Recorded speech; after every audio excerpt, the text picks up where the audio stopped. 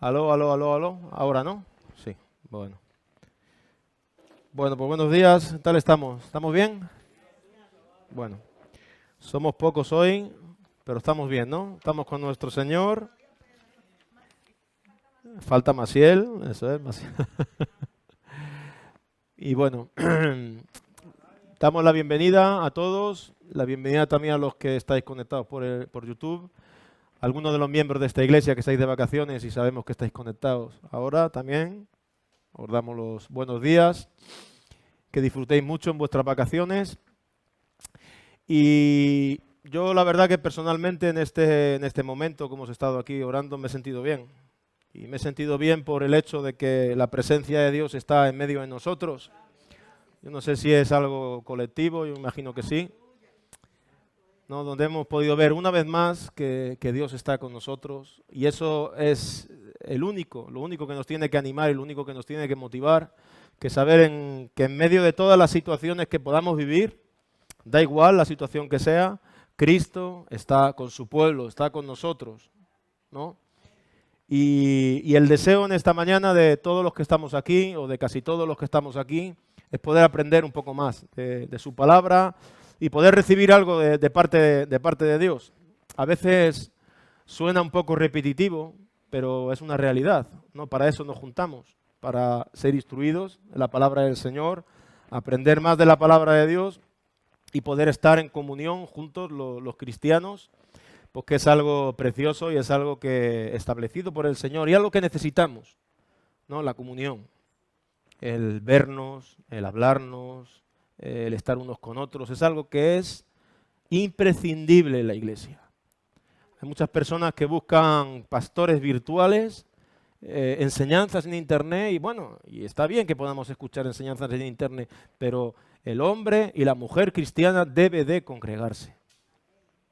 Es algo muy, muy, muy importante que tenemos que darle mucha importancia y mucho valor. Debemos de sujetarnos en una iglesia y congregarnos con el cuerpo de Cristo, con los hermanos, porque es algo que nos va a hacer mucho bien. Algo que nos va a bendecir y que nos va a ayudar mucho el congregarnos, ¿no? Por eso el autor de Hebreos dice, no olvidéis de congregaros, de asistir a vuestras reuniones.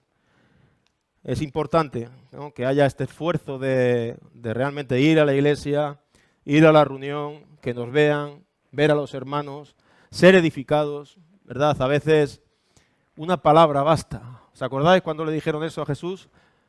Una palabra. Pero es que a veces la palabra viene por medio de un hermano. A veces la palabra de ánimo, de consuelo, de exhortación, viene por medio de un hermano o por medio de una hermana. Donde estamos caídos, donde hablamos y este hermano nos anima de parte de Dios o nos cuenta una experiencia de lo que ha vivido en la semana y nos da ese toque de fe, ¿no? de ánimo. Entonces tenemos que recibir los unos de los otros. Es muy importante. Las partes del cuerpo tienen que trabajar unidas y debemos de estar recibiendo constantemente los miembros los unos de los otros para ser yendo edificados en amor hacia la cabeza que es Cristo, ¿no? Pero nos necesitamos. La mano no puede decir al pie, no te necesito. Yo te necesito a ti, tú me necesitas a mí. Y esta es la actitud que tiene que haber en nuestro corazón. Estamos necesitados. Uno de los mayores problemas y de los mayores fracasos que hay en la iglesia es cuando el hombre empieza a ver que no tiene necesidad, ¿verdad? Ya no necesito ir a la iglesia, ya no necesito pasar mis tiempos en oración, en el secreto, pasar mis tiempos con la palabra. Y sin darnos cuenta nos estamos yendo al borde del precipicio. Y el diablo es muy astuto y nos hace ver a veces que no tenemos necesidad y que nosotros por nosotros mismos podemos ir hacia adelante. Y esto es un error, nos necesitamos, ¿no? Tenemos necesidad. Por eso Jesús en el Sermón del Monte empezó a hablar y a enseñar y dijo, felices, felices los que reconocen su necesidad espiritual. La necesidad está, el problema es que a veces no se reconoce. No, y esto es un problema cuando uno no reconoce que tiene una necesidad. Y tiene una necesidad de Dios, tiene una necesidad de los hermanos también. No podemos ser personas que pensamos que podemos con todo y que vamos hacia adelante con todos nosotros, por nosotros mismos. No, necesitamos la ayuda del Padre y necesitamos la ayuda de los hermanos. Las oraciones, ¿verdad? Qué preciosas son las oraciones de los santos, ¿no? De los hermanos cuando interceden por medio de una situación en nuestra vida que no nos estamos dando cuenta, pero esas oraciones están trayendo la obra del Padre hacia nuestra situación y actuando el Señor, porque están orando por ti, están intercediendo. Por eso necesitamos orar unos por otros, ¿no? Entonces, esto es bueno, ¿no? Que lo sepamos. Pero a mí en esta mañana me gustaría hablar la historia de un rey que me ha tocado el corazón en esta semana, y es el del rey Manasés. Manasés es hijo del rey Ezequías. ¿Os acordáis del rey Ezequías? El rey Ezequías fue el rey que pidió que le fuera alargada la vida. ¿Os acordáis? Que le fueron dados 15 años de vida. Él pidió y le dijo: Señor, por favor, si tú quieres, yo no me quiero morir ahora y concédeme un poco más de vida. Y el Señor le concedió 15 años de vida a Ezequías, y en ese tiempo, en esos 15 años, nació Manasés, el hijo de Ezequías, ¿no? En ese tiempo de gracia de Dios en la vida de Ezequías nació este rey, nació Manasés, y lo que Manasés vio en la vida de Ezequías, su padre, fue un ejemplo de cómo adorar a Dios, de cómo trabajar en la obra, de cómo vivir íntegramente, ¿no? Porque el rey Ezequías fue uno de los mejores reyes que hizo reformas, que trajo la adoración al templo, que restableció el culto, que estuvo dedicado a la obra de Dios, trayendo mucho fruto, ¿no? Y fue uno de los reyes, como digo, de bendición para el pueblo de Dios. Y Manasés estaba ahí observando todas estas cosas, ¿no? En este tiempo nació Manasés. Pero vamos a empezar a leer en 2 de Crónicas, capítulo 33.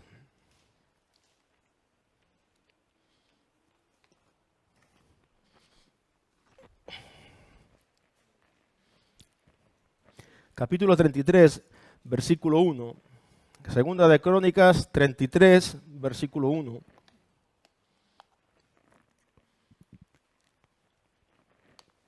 Dice así: de 12 años era Manasés cuando comenzó a reinar, y 55 años reinó en Jerusalén. Pero hizo lo malo ante los ojos de Jehová, conforme a las abominaciones de las naciones que Jehová había echado de delante de los hijos de Israel, porque él reedificó los lugares altos que Ezequías su padre había derribado, y levantó los altares a los Baales, e hizo imágenes de Asera, y adoró a todo el ejército de los cielos, y le rindió culto. Edificó también altares en la casa de Jehová, de la cual había dicho Jehová: en Jerusalén estará mi nombre perpetuamente. Edificó asimismo altares a todo el ejército de los cielos en los 2 atrios de la casa de Jehová, y pasó sus hijos por fuego en el valle del hijo de Hinnom, y observaba los tiempos, miraba en agüeros, era dado a las adivinaciones y consultaba a adivinos y a encantadores, y se excedió en hacer lo malo ante los ojos de Jehová hasta encender su ira. Además de esto, puso una imagen fundida que hizo en la casa de Dios, de la cual había dicho Dios a David y a Salomón su hijo: en esta casa y en Jerusalén, la cual yo elegí sobre todas las tribus de Israel, pondré mi nombre para siempre, y nunca más quitaré el pie de Israel de la tierra que yo entregué a vuestros padres, a condición de que guarden y hagan todas las cosas que yo os he mandado, toda la ley, los estatutos y los preceptos por medio de Moisés. Manasés, pues, hizo extraviarse a Judá y a los moradores de Jerusalén para hacer más mal que las naciones que Jehová destruyó de los hijos de Israel. Bueno, paramos aquí. Fijaos esta historia, ¿no? Manasés, habiendo visto lo que vio, el ejemplo de su padre, la entrega de su padre, la devoción a Dios y el amor por las almas, por el culto, por lo que tiene que ver con Dice en el versículo 2, hemos empezado a leer, que hizo lo malo ante los ojos de Jehová, conforme a las abominaciones de las naciones que Jehová había echado de la tierra de Israel. Dice que todo lo que el padre Ezequías había edificado para la obra de Dios, para la gloria de Dios, él llegó al reinado y lo primero que hizo fue destruir todo. Este rey muestra una maldad en extremo. Dice que entra en la adivinación, dice que, bueno, entra hasta tal punto la maldad, que la ira del Señor se enciende, ¿no? Y yo pensaba cómo este hombre, ¿no?, habiendo visto el ejemplo que había tenido, cómo pudo llegar a esta situación, ¿no?, a expresar esta maldad y a vivir en esta situación. Bueno, la palabra de Dios está escrita para nuestra enseñanza y podemos sacar enseñanza de todo ello. Esta historia sigue, lo vamos a seguir, pero me gustaría hacer hincapié en esto, ¿no?, en cómo llegó a levantar los cultos al Baal. Dice que hasta pasaban por fuego sus hijos como una adoración también a los dioses falsos y hacer unas prácticas abominables, ¿no?, abominables. Y tú a veces ves la vida de una persona, de un hijo, y normalmente, ¿no?, un hijo, ¿qué es lo que es normal? Normalmente el ejemplo de un padre, eso normalmente cala en un hijo, ¿no? Es lo normal, ¿no? Lo que tú has visto de pequeño, ¿qué es lo que pasa? Pues luego, normalmente, ¿no?, pues en muchas situaciones, lo que han recibido de sus padres es lo que luego manifiestan. Pero en esta historia y en muchas situaciones no es así, ¿no? Y aquí me da un toque, ¿no?, esto de saber que el buscar a Dios es una situación y una decisión personal. Es una decisión personal. No porque tus padres, no porque tu mujer, no porque tu hijo lo haga, quiere decir que tú vayas a hacerlo. Es algo personal. Es algo que tiene que nacer del corazón, el clamar a Dios, ¿no? Y este hombre, aun habiendo tenido el ejemplo, manifiesta toda esta maldad en su corazón y en su vida. Y parece que, aun estando lo más apartado de Dios posible del momento, porque estaba haciendo abominaciones, estaba actuando como un diablo, como un demonio. Y parece que su vida ya estaba fuera de todo control de Dios, y parece que todo se había perdido, y parece que todo lo que el Padre había hecho con él no había sido en vano todo. Parece mentira que este joven hubiera visto este ejemplo en casa, y si leemos hasta aquí podemos pensar esto. Pero vamos a seguir leyendo en el versículo 10. Dice, y habló Jehová a Manasés y a su pueblo, mas ellos no escucharon. Por lo cual Jehová trajo contra ellos los generales del ejército del rey de los asirios, los cuales aprisionaron con grillos a Manasés y ataron con cadenas y lo llevaron a Babilonia. Bueno, versículo 10 dice que el Señor habla a Manasés. Aún estando en la situación que Manasés estaba, el Señor habla. Y el Señor da una oportunidad a Manasés y al pueblo para que podrían reconducirse, podrían arrepentirse y podrían cambiar sus vidas. Pero dice, hemos leído que el pueblo no escucharon, no oyeron la voz de Dios, no oyeron lo que Dios les quería decir en ese momento, en la situación en la que estaban viviendo. Bueno, el no escuchar a Dios, el no atender a la voz de Dios siempre trae unas consecuencias, ¿verdad? El Señor en su misericordia, a veces en las situaciones que vivimos, el Señor nos habla. El Señor nos habla, porque el Señor habla. A veces directamente al corazón, a veces por medio de una persona, a veces por medio de una situación, pero el Señor habla. Y el Señor muestra que debemos de cambiar algo en nuestra vida, que debemos de reconducir cualquier situación en nuestra vida. Pero dice que Manasés y el pueblo, no solamente Manasés, sino el pueblo, no escucharon lo que Dios quería decirle en ese momento. Entonces, dice que el Señor trajo contra ellos los generales del ejército de los sirios. El ejército de los sirios no vinieron por su cuenta. El ejército de los sirios los trajo el Señor a la vida de Manasés y de ellos. Lo cual quiere decir que el Señor estaba en control de la situación, aún en medio de tanta, ¿no? de lo que hemos leído antes, ¿no? Entonces, este ejército del rey de los sirios vinieron, y yo estaba leyendo esta mañana, y dicen que, cuenta la historia que el ejército de Siria eran crueles, eran gente, cogían a los prisioneros y los torturaban de una manera cruel, les cortaban las manos, les cortaban los pies, les cortaban la lengua, hacían atrocidades con ellos, eran un enemigo era un ejército muy cruel, ¿no? Era más vale no cruzarte con el ejército de Siria porque ibas a acabar mal. Pues el Señor fue el que envió el ejército de Siria, lo envió a la vida de Manasés. Y en el versículo 12 dice, más luego que fue puesto en angustias, oró a Jehová, su Dios, humillado grandemente en la presencia del Dios, ¿de quién? Dice, de sus padres, del Dios de sus padres. Y habiendo orado a él, fue atendido, pues Dios oyó su oración y lo restauró a Jerusalén, a su reino. Entonces reconoció Manasés que Jehová era Dios.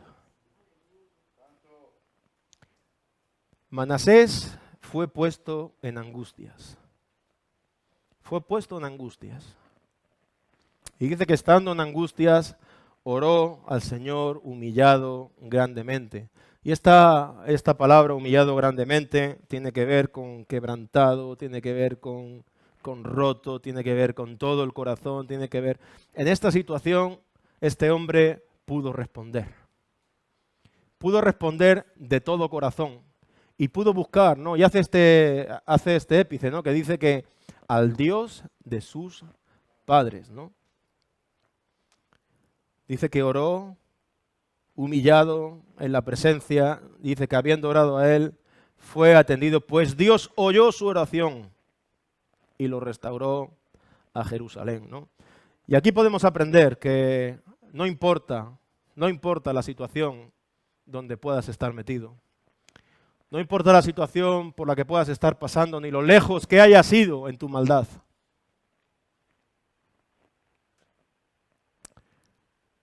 Aparentemente, Dios no estaba por ningún lado, está claro, ¿no? Por lo que estaban haciendo, pero sí, detrás de la situación Dios estaba viendo con su ojo de amor y con su misericordia. Y le da la oportunidad de que este hombre podría clamar y podría arrepentirse, pero tuvo que ser puesto en angustias.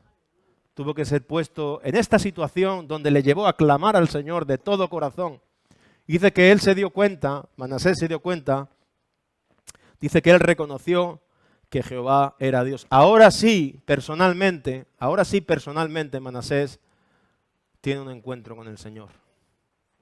De una manera personal. Y a mí me habla esto, que cada persona tiene que tener su experiencia. A veces con los hijos queremos o nos gustaría que los hijos respondieran no, por arte de magia, ¿no? Cristo murió por ti y dio su vida y venga, y ya está, y ya eres cristiano. No. Sabemos que no es así. Tienen que tener su experiencia con su propio pecado,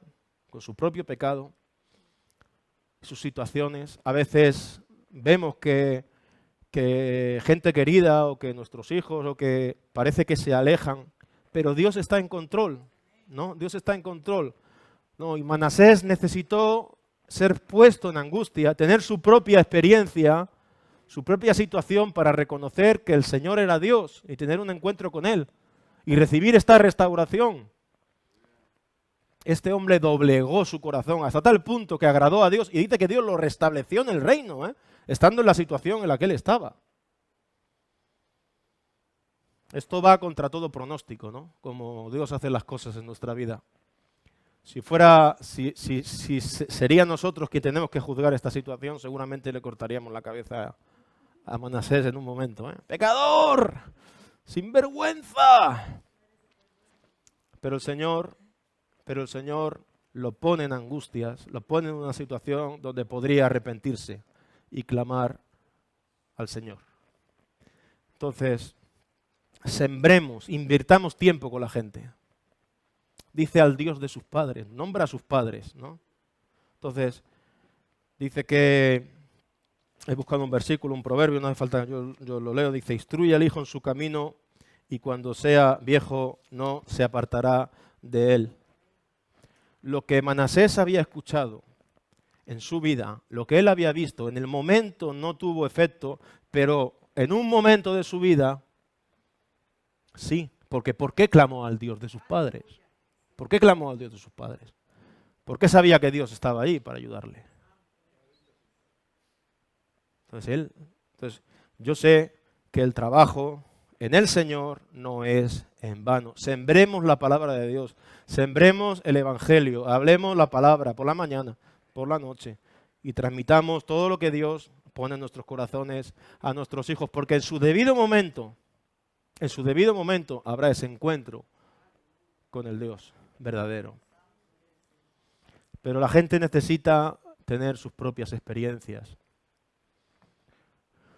¿Verdad? A veces pensamos ya que los hijos, como son hijos nuestros, ya son cristianos. No es así, no podemos engañar, no son cristianos, son pecadores y necesitan un arrepentimiento. A veces pensamos que como tú eres pastor o tú tienes un ministerio y tu hijo ya tiene que reemplazarte a ti porque es tu hijo. No, es un error, no es así. El Espíritu Santo es el que da los ministerios. Entonces cada uno personalmente tiene que tener ese toque de Dios, ¿no? En su vida. Es algo personal, es un Dios personal. No, mi hijo no va a ser cristiano porque su padre, no. Tiene que ser cristiano. ¿Por qué? Porque reconoce que su pecado lo lleva al infierno. Y esto solamente puede ser visto cuando el Espíritu Santo hace esa obra, ¿verdad? De convencimiento, de abrir el entendimiento y ver o me arrepiento o me voy al infierno, ¿no? A todos nos ha llegado ese momento, ¿verdad? ¿Por qué te hiciste cristiano? Porque el Espíritu Santo trajo un convencimiento a tu corazón, ¿no? Como dice el Evangelio de Juan, el Espíritu Santo vendrá y os convencerá de pecado, de justicia y de juicio. Es la obra del Espíritu de Dios. Entonces, cuando es el Espíritu el que te muestra tu condición de pecado, esa es una verdadera obra, porque eso te lleva a un arrepentimiento de verdad. Podemos pasar toda una vida diciéndole a una persona que eres un pecador y lo único que crearemos en él muchas veces es rechazo. Pero cuando el Espíritu Santo viene y convence y toca y obra, ahí está la obra verdadera. Y ahí viene la respuesta que nos lleva a tener un encuentro con nuestro Señor Jesús, ¿no? Entonces, habiendo sido puesto en angustias, el rey Manasés ora humillado grandemente en la presencia de Dios, del Dios de sus padres, y habiendo orado él, fue atendido, pues Dios oyó su oración y lo restauró. Otra de las cosas que podemos ver es que todas las oraciones de corazón, cuando nos humillamos delante de Dios, el Señor nos escucha y el Señor nos atiende. Dice que tú no despreciarás al corazón contrito y humillado. Corazón contrito y humillado, que se humilla. Señor, perdóname. Señor, yo te necesito. Dice que Él no desprecia.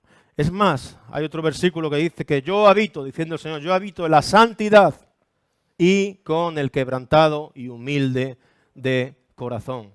Fíjate, donde el Señor desea estar, donde el Señor desea habitar, es en la santidad y con el que está quebrantado en su corazón. Ahí está el Señor. Y Manasés se humilló grandemente delante del Señor.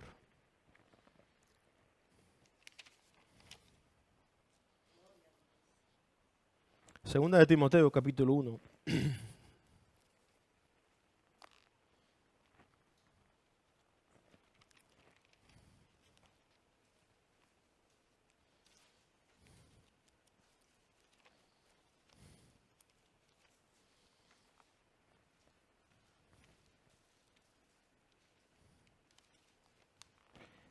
capítulo 1, versículo 5.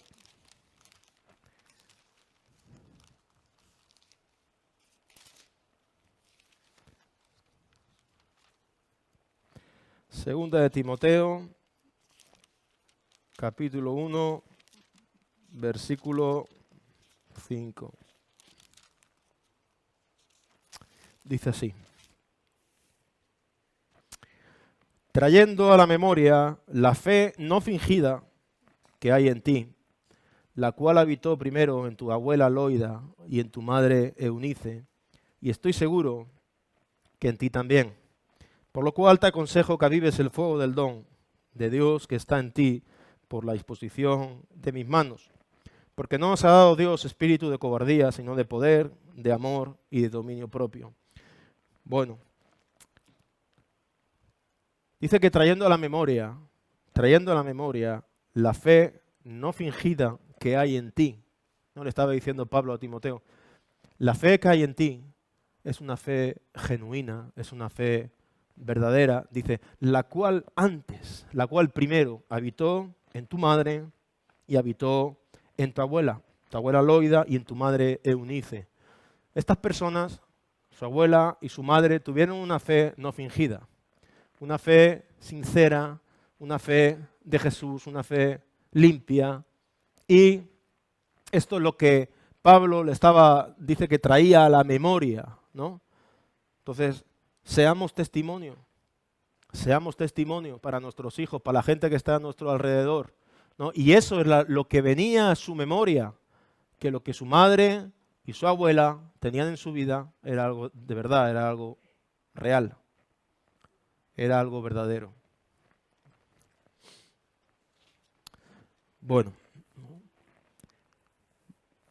vamos al libro de Samuel, vamos a acabar, pero quiero aquí hablar una cosa rápido. Primera de Samuel 3:13.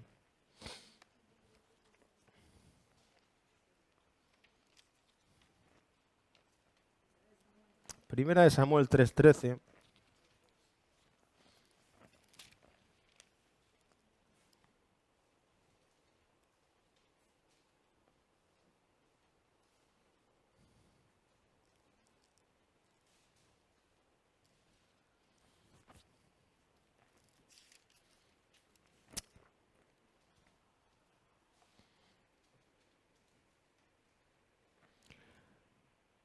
Dice así: y le mostraré que yo juzgaré su casa para siempre por la iniquidad que él sabe, porque sus hijos han blasfemado a Dios y él no los ha estorbado.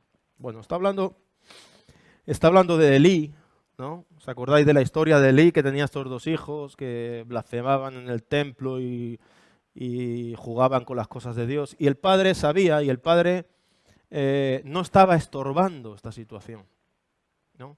Entonces, dice que él iba a ser juzgado por la iniquidad que él sabía. O sea, Elí sabía que lo que sus hijos estaban haciendo no estaba bien, pero, sin embargo, no los estaba estorbando, ¿no?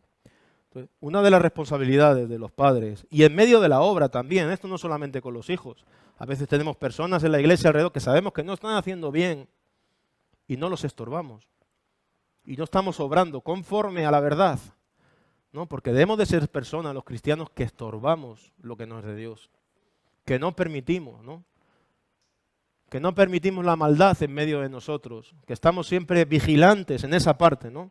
Y Elí iba a ser juzgado porque él era permisivo, ¿no? El que permitía con los hijos. Cuidado, no le voy a decir esto por no alejarles, pues hay que estorbar. Tenemos que ser estorbados, ¿no? Y tenemos que estorbar a la hora en lo que tiene que ver con el pecado, ¿no? Sobre todo, ¿no? Con la obra, con la iglesia. Entonces, Dios estaba enfadado con la vida de Elí porque no estaba siendo fiel, ¿no? A veces pasa, nuestra mujer no está andando en orden, o nuestro marido, y permitimos la crítica en nuestra casa. Permitimos el andar juzgando, permitimos ciertas cosas y no nos damos cuenta que estamos desagradando a Dios. Dios nos está agradando, debemos de estorbar ese tipo de cosas como hombres y mujeres de Dios. Y no permitir que en nuestra casa more la injusticia ni la iniquidad. El Señor siempre nos bendecirá cuando estemos estorbando la maldad. Como cristianos debemos de estorbar la maldad, ¿no? Hay un versículo que dice que no estamos contra la verdad, sino por la verdad, a favor de la verdad, por la verdad. Y ahí debemos de estar, por la verdad, y estorbar todo aquello donde el diablo puede introducirse en nuestros hogares, en la iglesia, en donde estamos, ser personas que están despiertas y que estorban la maldad. Lo que Dios tenía que decirle a Elí era que no estaba siendo fiel porque él sabía que había iniquidad que él no estaba atendiendo, que no estaba tratando en su casa. ¿Y qué decir ya de las personas que quieren tratar la iniquidad fuera y en su casa no la tratan, ¿no? Ya de esto no hablamos, pero estorbemos, ¿no? Estorbemos, ¿no? Con este espíritu de saber que debemos de ser gente que vigile la obra, que vigile nuestro hogar. La maldad tiene que ser estorbada. La gente que quiere pecar, en los cristianos, tienen que encontrar un estorbo, ¿no? Como digo, a veces podemos llegar a permitir, sabemos que es crítica una situación y no somos capaces de decir, mira, que no, que esto que estás diciendo, que no, que si tienes algo con fulanita o menganito, que vayas y hables con ella, que no hables detrás de la puerta lo que no tienes que hablar, por poner un ejemplo, ¿no? Como tantas cosas que hay, ¿no? Que a veces permitimos que en nuestro hogar, que en nuestra casa more la injusticia. Entonces, no, que seamos esas personas que estamos por la manifestación de la verdad, a favor de la verdad, cooperando, ¿no? Como decía el apóstol Pablo, cooperando con la verdad.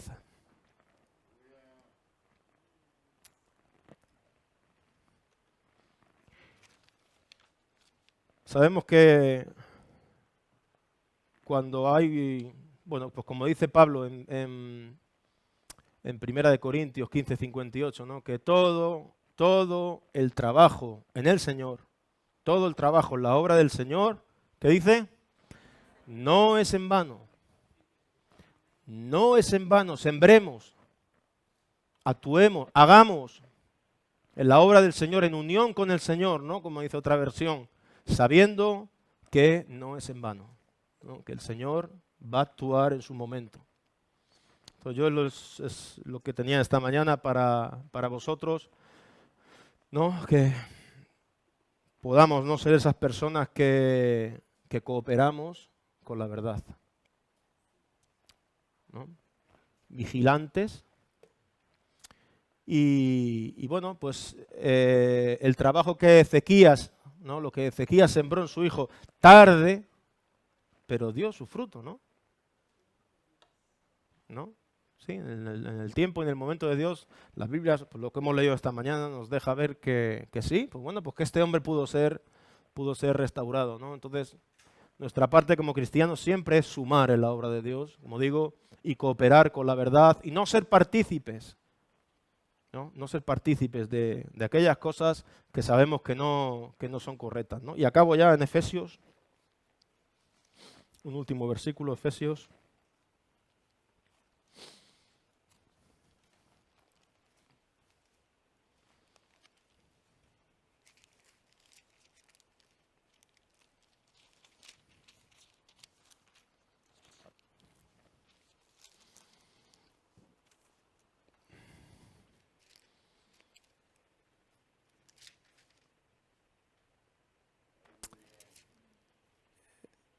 Efesios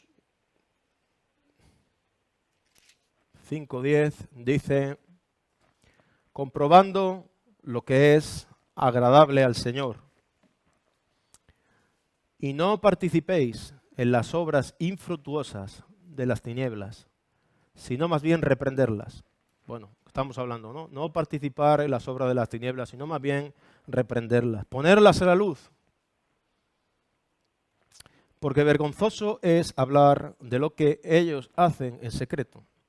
Mas todas las cosas, cuando son puestas en evidencia por la luz, son hechas manifiestas porque la luz es lo que manifiesta todo. Por lo cual dice, despiértate tú que duermes, levántate de entre los muertos y Cristo te alumbrará.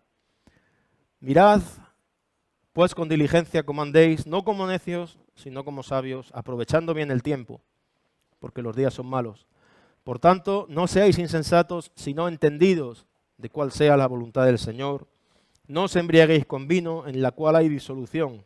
Antes bien, sed llenos del Espíritu Santo, hablando entre vosotros con salmos, con himnos, con cánticos espirituales, cantando y alabando al Señor en vuestros corazones, dando siempre gracias por todo al Dios y Padre en el nombre de nuestro Señor Jesucristo. Versículo 10, comprobando lo que es agradable al Señor. Comprobamos en cada decisión, en cada situación que vamos a emprender, comprobamos si es agradable al Señor lo que vamos a hacer. Si el Señor está en el hacer, como dicen aquí en Francia, ¿no? Si el Señor está en lo que vamos a hacer, si es agradable a Él. Dice, y no participar en las obras infructuosas de las tinieblas. Dice, más bien reprenderlas, sacarlas a la luz. Esto quiere decir, sacarlas, ponerlas en evidencia. Porque el que no pone en evidencia el pecado, el que no pone en evidencia la maldad, ¿sabes lo que pasa? Que llega a ser un partícipe de esa maldad. Y llega a ser un partícipe de ese pecado sin haberlo cometido. Pero la persona que no pone en evidencia llega a ser partícipe también de una situación. Por eso el consejo es reprenderlo, sacarlo a la luz, cooperar con la verdad.